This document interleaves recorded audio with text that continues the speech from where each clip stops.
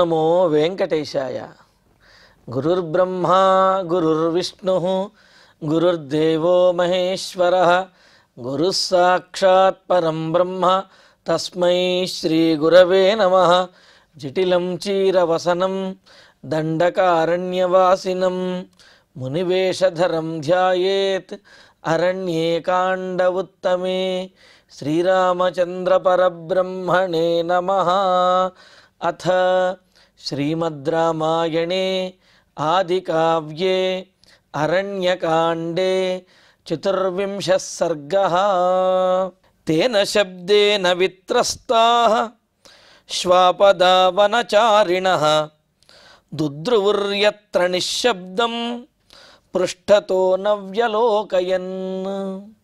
పంచవటిలో పర్ణశాల వద్ద రామచంద్రమూర్తి యుద్ధానికి సిద్ధమై ధనుర్బాణాలు ధరించినటువంటి వాడై సీతాదేవిని అల్లంత దూరంలో ఉన్నటువంటి కొండ గుహలోకి తీసుకువెళ్ళమని లక్ష్మణస్వామితో చెప్పి, ఆమెకు రక్షణగా ఉండడమే నీ కర్తవ్యము, ఈ రాక్షసులందరినీ నేనే వధిస్తాను అని చెప్పి, నీవు కూడా వీరందరినీ వధించడంలో సమర్థుడివే అయినప్పటికీ మహర్షులందరికీ కూడా మాట ఇచ్చినటువంటి వాడిని నేను.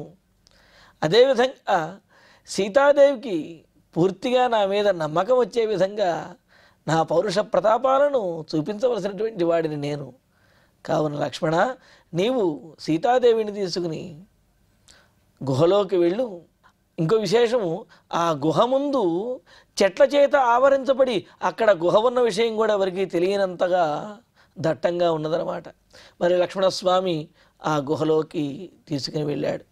ఇంకా రామచంద్రమూర్తి ధనుస్సు యొక్క అల్లెత్రాడుని గుణమును గట్టిగా బిగించి ధనుష్టంకారం చేస్తే ఒక్కసారి లాగి వదిలితే ఆ ధ్వని అడవి అంతా కూడా ప్రతిధ్వనించింది. ఇంతలో కరుణి యొక్క సైన్యం అందరూ కూడా దగ్గరకు వచ్చేశారు. వారి యొక్క అరుపులు, కేకలు, వికటాట్టహాసములు, వారి యొక్క ఆయుధముల యొక్క శబ్దములు, వీటన్నిటితోటి అడవిలో ఉన్నటువంటి క్రూర మృగములన్నీ కూడా భయపడి వెనుకకు తిరిగి చూడకుండా పారిపోతూ ఉన్నాయట. ఆ విషయాన్ని ఇక్కడ చెబుతూ, తేన శబ్దేన వనచారిణః శ్వాపదాః విత్రస్తాః. కరుణి యొక్క సైన్యం చేసినటువంటి శబ్దములకు, ఆ శబ్దములు కూడా సామాన్యం కాదు, వాళ్ళు గర్జిస్తున్నారట. ఎందుకు గర్జిస్తున్నారు అంటే, నేను ముందు శత్రువును వధిస్తానంటే నేను ముందు అంటూ వారిలో వారే పోట్లాడుకుంటూ ఒకరితో ఒకరు గర్జించుకుంటూ శత్రువు మీద విరుచుకుపడడానికి సిద్ధంగా ఉంటూ అరుస్తూ ఉండేటప్పటికీ అక్కడ ఉన్న పులులు మొదలైనటువంటి క్రూర మృగాలు కూడా ఎత్ర నిశ్శబ్దం దుద్రువు, అలా శబ్దంతో కూడినటువంటి ఈ పంచవటి ప్రాంతం నుండి ఎక్కడైతే నిశ్శబ్దం అనేది ఉంటుందో ఆ ప్రాంతానికి అవన్నీ కూడా పారిపోతున్నాయట.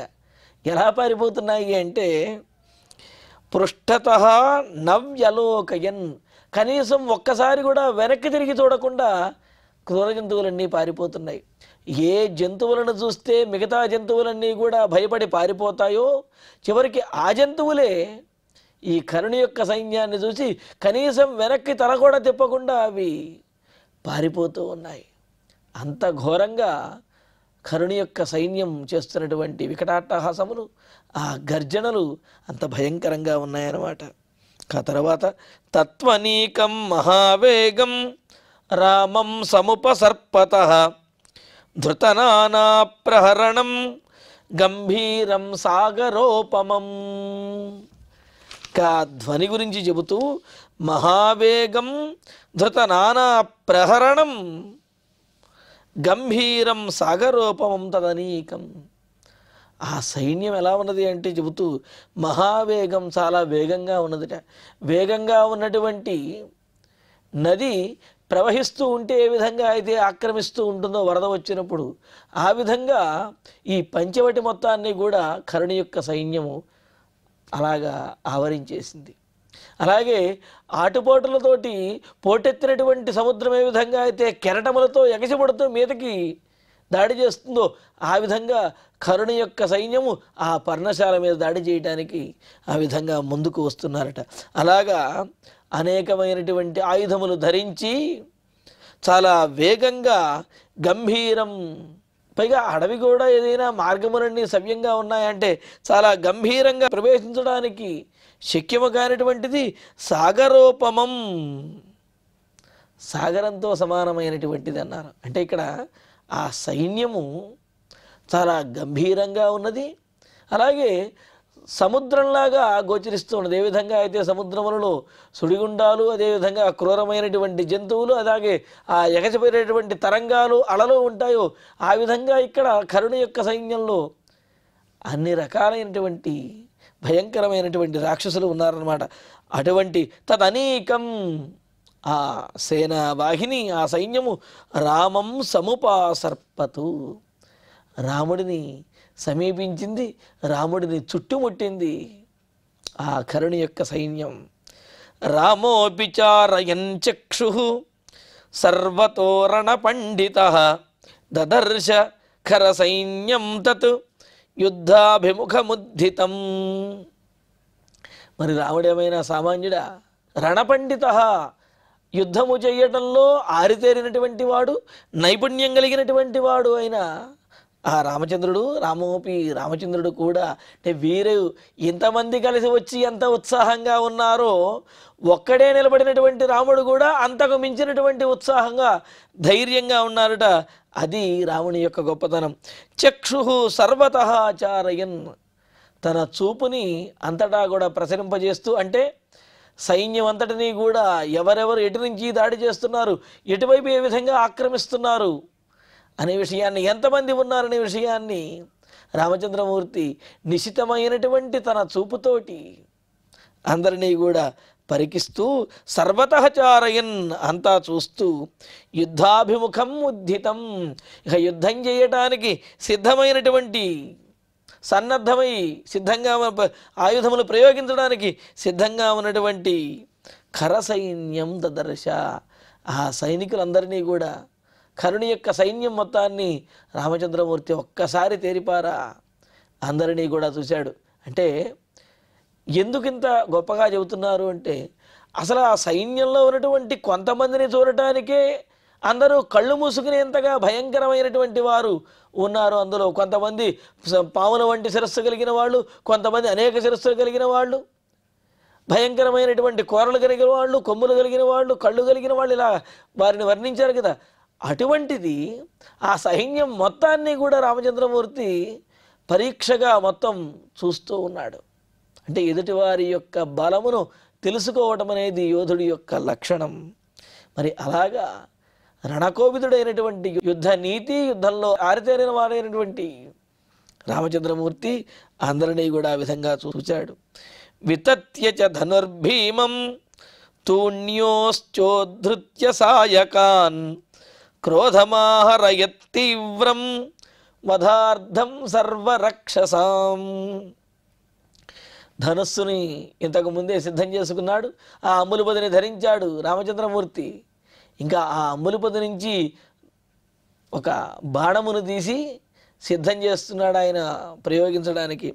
భీమం ధను వితత్యచ, భీమం భయంకరమైనటువంటి ధను, తన యొక్క ధనుస్సుని. ఎవరికి భయంకరమైనది అని అంటే, ఈ ధనుస్సు నుంచి కనుక బాణం వెళ్ళింది అంటే శత్రువు యొక్క మరణం తథ్యం అని. అందుకనే శత్రువులకు భయంకరమైనటువంటిది అయిన ధనుస్సుని, ఆ కోదండమును, విల్లుని వితత్య విస్తరింపజేసి, అంటే ఆ బాణాన్ని దాని యందు ఉంచడానికి కొద్దిగా దాన్ని సాగతీసినట్లుగా దాన్ని ఉంచి, ధనుస్సుని ఉంచి, తూణ్యో ఉద్ధృత్య, ఇక అములుపద నుంచి ఆ బాణమును తీసి సర్వరక్షసాం వధార్థం, రాక్షసులందరినీ కూడా వధించడం కోసము అని చెప్పి తీవ్రం క్రోధమహారయత్, ఇంకా ఆ ఆయుధమును, బాణములను ప్రయోగించబోతూ తీవ్రమైనటువంటి కోపంతో, అంటే ఆ తేజస్సునంతటినీ కూడా బాగా పెంచి తీవ్రమైనటువంటి కోపంతో వారి మీద దాడి చేయడానికి రామచంద్రమూర్తి కూడా సిద్ధంగా ఉన్నాడు. మరి ఎలా ఉన్నాడు రాముడు అంటే, ప్రళయకాల రుద్రునిలాగా ఉన్నాడు అనే విషయం మనకు ఇక్కడ రామాయణంలోనూ అలాగే స్కంద పురాణంలో కూడా తెలియజేశాడు. ప్రళయకాలంలో రుద్రుడు ఏ విధంగా అయితే అనేకమైనటువంటి ఆయుధములను, శూలమును, ఢమరుకమును, అదేవిధంగా శంఖచక్రములను మొదలైనటువంటి వాటిని అన్నింటినీ ధరించినట్టు, గద మొదలైన వాటిని అన్నింటినీ ధరించి ఏ విధంగా అయితే ఉంటాడో, అలాగా ఇక్కడ కరుణ యొక్క సైన్యం మీద దాడి చేయబోయే రామచంద్రమూర్తి కూడా అంత భయంకరంగా, అంతటి శౌర్యవీర్య పరాక్రమాలతో అందరికీ కనిపించారట. ఆ దేవతలు, చారణులు ఆకాశం నుండి చూస్తూ ఆశ్చర్యపోతూ ఉన్నారు. అలా తీవ్రం క్రోధమహారే, తీవ్రమైనటువంటి కోపాన్ని పొందాడు రామచంద్రమూర్తి. దుష్ప్రేక్షశోభవత్క్రుద్ధ యుగాంతాగ్నిరివజ్వలన్ తం దృష్ట్వా తేజసావిష్టం ప్రాద్రవన్వన దేవతా. ఎంతగా తేజస్సును పొందాడు అంటే తన చుట్టూ ఉన్నటువంటి వనదేవతలు కూడా భయపడి పారిపోయాయిట. ఏ రాముడిని చూచి వనదేవతలు ఆనందించాయో, ఏ రాముడి రాకతోటి వనదేవతలందరూ కూడా సంతోషంగా ఉన్నారో, అదే రాముని యొక్క కోపాన్ని చూసేటప్పటికీ ఆ వనదేవతలే అక్కడి నుంచి భయపడి పారిపోయారట అక్కడి నుంచి. అంతటి కోపంగా ఉన్నాడు రామచంద్రమూర్తి. ఇక్కడ ఏ సందర్భంలో ఎటువంటి భావన అనేది ఉండాలో ఆ సందర్భంలో, ఆ కార్యంలో అటువంటి భావన అనేది ఉండాలి. యుద్ధం చేసేటప్పుడు ఆ రౌద్రము, ఆ రజోగుణము, తీవ్రత, ఆ ఆవేశం అనేది ఉండాలి. కావున అప్పుడు అదే విధంగా ఉండాలి. అంతేగాని యుద్ధం చేసేటప్పుడు పూర్తిగా సౌమ్యంగా ఉన్నట్లయితే ఆ ఆవేశము ఇది ఉండదన్నమాట. అలాగే సాత్వికమైనటువంటి కార్యములు చేసేటప్పుడు పూర్తిగా సాత్వికంగానే ఉండాలి. క్రోధము, రజోగుణము ఏమాత్రము తగదు. కావున ఎక్కడ ఏ విధంగా ఉండాలో అక్కడ ఆ విధంగా ఉండటమే ధర్మము. ఎందుకనంటే రాముడికి కోపం రాదు కదండి. అంటే యుద్ధంలో కోపం వచ్చి తీరాలి, వస్తుంది రాముడికైనా. ఆ కోపంతో శత్రువులను, దుష్టులను వధిస్తాడు రాముడు, అంతే కదా. ఆ విధంగా ఇంకా ఆ కోపం వచ్చినటువంటి రాముడిని చూచి వనదేవత అందరూ కూడా పారిపోయారట. ఎలాగా చూడండి. దుష్ప్రేక్షి క్రుద్ధ సహా యుగాంత అగ్నిరివ. కోపంతో ఉన్నటువంటి ఆ రామచంద్రమూర్తి యుగాంతంలో వచ్చేటటువంటి అగ్నిలాగా, అంటే ఈ ప్రపంచం మొత్తాన్ని కూడా దహించడానికి వచ్చినటువంటి అగ్నిలాగా ఆయన కనిపించారట. అలా కనిపిస్తున్నటువంటి తేజసా ఆవిష్టం తం, తేజస్సుతో వెలుగొందుతున్నటువంటి ఆ రామచంద్రమూర్తిని చూసి వనదేవత ప్రాద్రవన్, వనదేవతలందరూ కూడా పారిపోయారు అక్కడి నుంచి. తస్య క్రుద్ధస్య రూపంతు రామస్య దదృశే తదా దక్షస్యేవ కృతం హంతుం ఉద్యతస్య పినాకినః. ఇంకో ఉదాహరణ కూడా చెబుతున్నారు. తదా క్రుద్ధస్య తస్య రామస్య, కరుణ యొక్క సైన్యంతో యుద్ధం చేయడానికి సిద్ధపడి కోపంతో ఉన్నటువంటి రామచంద్రమూర్తి ఎలా కనిపిస్తున్నాడు అంటే, దక్షయజ్ఞంలో తన భార్య అయినటువంటి సతీదేవి ఆమె ఆహుతి కాగా దక్షుడిని, వారి యొక్క పరివారాన్ని దండించడానికి వచ్చినటువంటి పరమేశ్వరుడు ఏ విధంగా పినాకపాణి, పినాకిన అంటే పినాకము, అంటే ఆ పినాకము అనే ధనుస్సు, ఆ ధనుస్సును ధరించినటువంటి పరమేశ్వరుడు ఏ విధంగా అయితే ఆ దక్షుని యొక్క పరివారం మొత్తాన్ని కూడా భయపెట్టాడో, దక్షుని యొక్క పరివారం మొత్తం కూడా ఏ విధంగా అయితే పరమేశ్వరునికి భయపడినదో, ఆ విధంగా ఇక్కడ ఆ కరుణ యొక్క పరివారం ముందు రామచంద్రమూర్తి యొక్క రౌద్రాకారం అంత భయంకరంగా ఉన్నది. ఆ విధంగా అంటే ఆవేశంలో ఊగిపోతున్నటువంటి దక్షయజ్ఞ సమయంలో వారిని దండించడానికి వచ్చి ఆవేశంలో ఊగిపోతూ ఉన్నటువంటి పరమేశ్వరుడు ఎంత భయంకరంగా కనిపించాడో, మరి ఈనాడు ఆ కరుణతో యుద్ధం చేయడానికి సిద్ధపడినటువంటి రామచంద్రమూర్తి కూడా అంతే భయంకరంగా కనిపిస్తూ ఉన్నాడు. అలాగా ఆయన ఆ దేవతలందరూ కూడా ఈ విధంగా చూసి అమ్మో అలా కనిపిస్తున్నాడే అని చెప్పి అనుకున్నారట.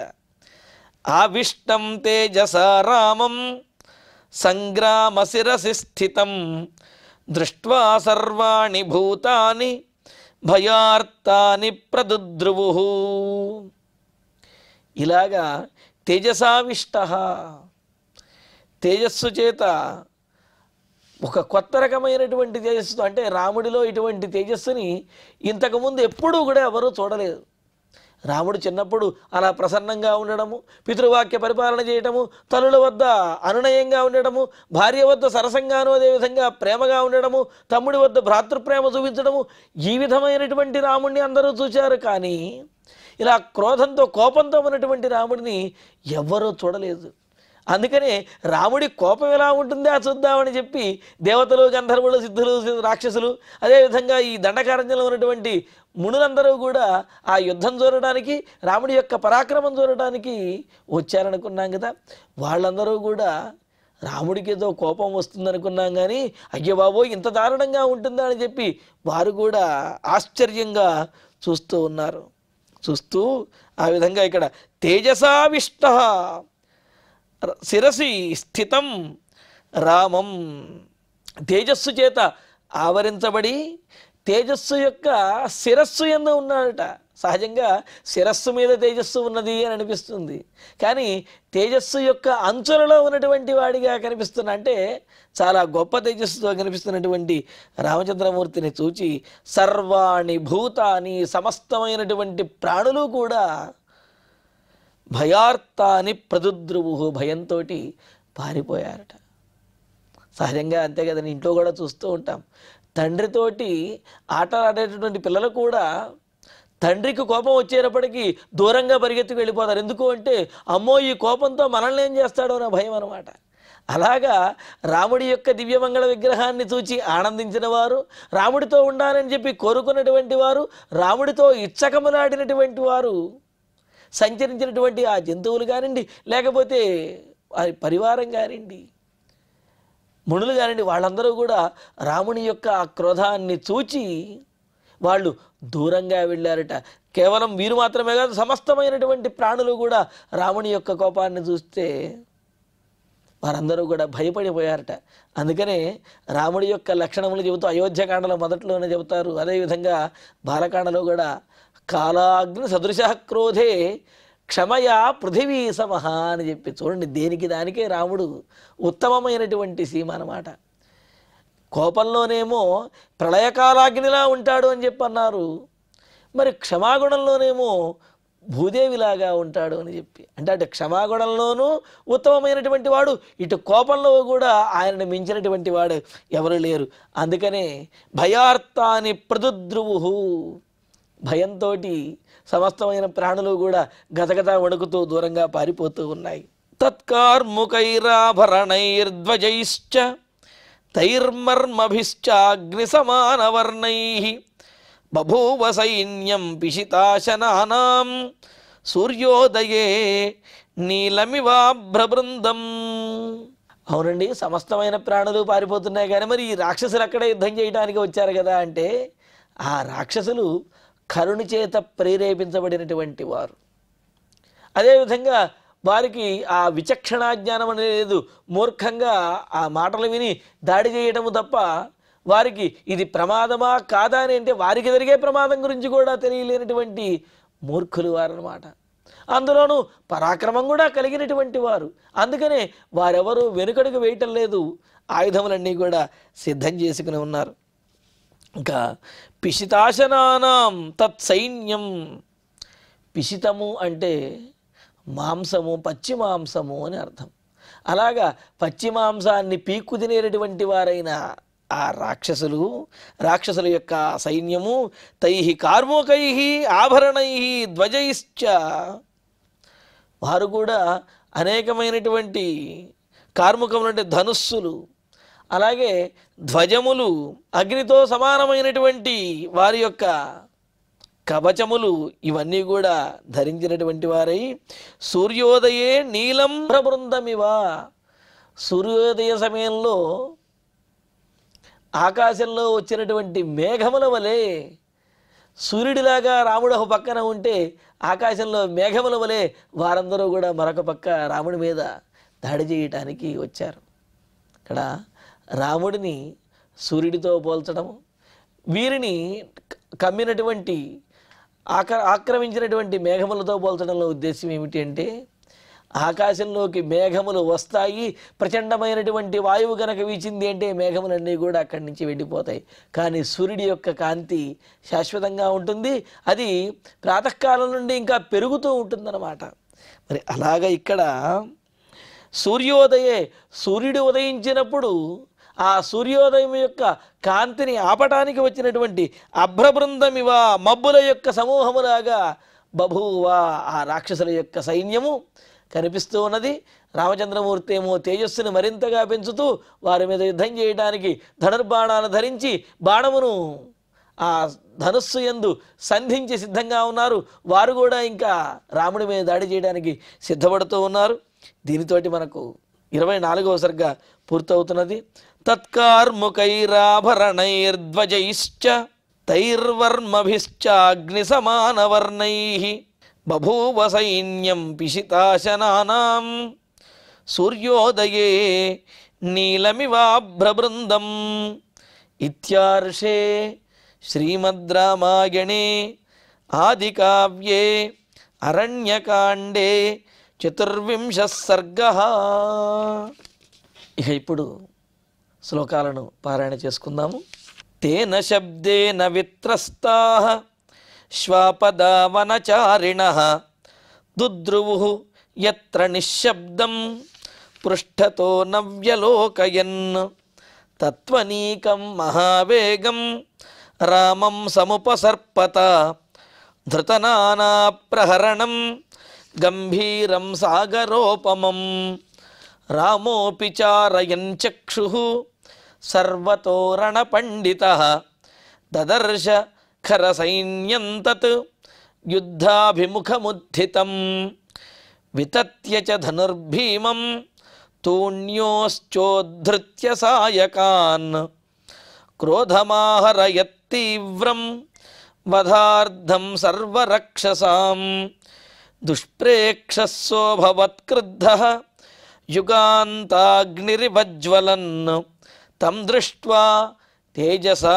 విష్ణుం ప్రాద్రవన్వనదేవతాః తస్య క్రుద్ధస్య రూపం తు రామస్య దదృశే తదా దక్షస్యేవ క్రతుం హంతుం ఉద్యతస్య పినాకినః ఆవిష్టం తేజసా రామం సంగ్రామశిరసి స్థితం దృష్ట్వా సర్వాణి భూతాని భయార్తాని ప్రదుద్రువుః తత్కార్ముకైరాభరణైర్ధ్వజైశ్చ తైర్మర్మభిశ్చాగ్నిసమానవర్ణైః బభూవ సైన్యం పిశితాశనానాం సూర్యోదయే నీలమివాభ్రబృందం. ఇత్యార్షే శ్రీమద్ రామాయణే ఆదికావ్యే అరణ్యకాండే 24వ సర్గః.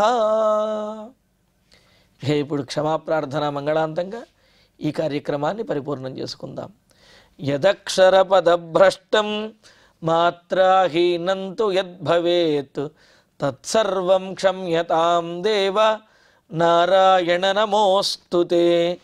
కాయేన వాచా మనసేంద్రియైర్వా బుద్ధ్యాత్మనా వా ప్రకృతే స్వభావాత్ కరోమి యద్యత్ సకలం వరస్మై నారాయణాయేతి సమర్పయామి.